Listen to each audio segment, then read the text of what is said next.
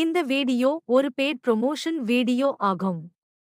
YouTube ஷார்ட்ஸ்ல paid promotion பண்ணுவது இன்று கிரியேட்டர்ஸ்க்கு ஒரு முக்கியமான வருமான வாய்ப்பாக மாறியுள்ளது. ஒரு பிராண்ட் அல்லது நம்ம வீடியோவில் ப்ரொமோட் பண்ணினால் அதற்காக நமக்கு பணம் கொடுப்பார்கள்.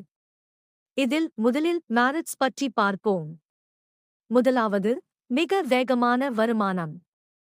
ஆட்ஸ் ரெவென்யூ வர நீண்ட நேரம் ஆகும். ஆனால் பெய்ட் ப்ரொமோஷன் மூலம் ஒரு வீடியோவுக்கே நல்ல அமௌண்ட் சம்பாதிக்கலாம். இரண்டாவது, பிராண்ட் கொலாபரேஷன் வாய்ப்புகள் அதிகரிக்கும்.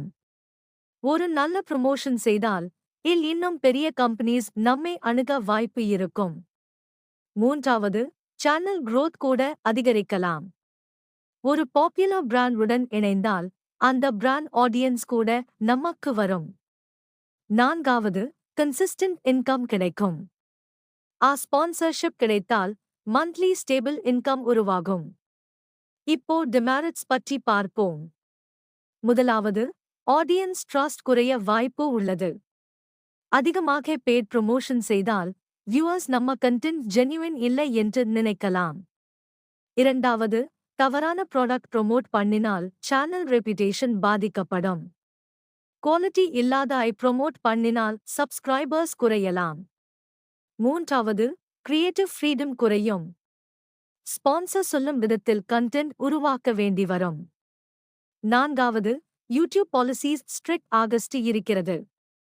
பெய்ட் ப்ரொமோஷன் டிஸ்க்ளோஸ் செய்யவில்லை என்றால் வீடியோ ரிமூவ் ஆகும் அல்லது ஸ்ட்ரைக் வரும்.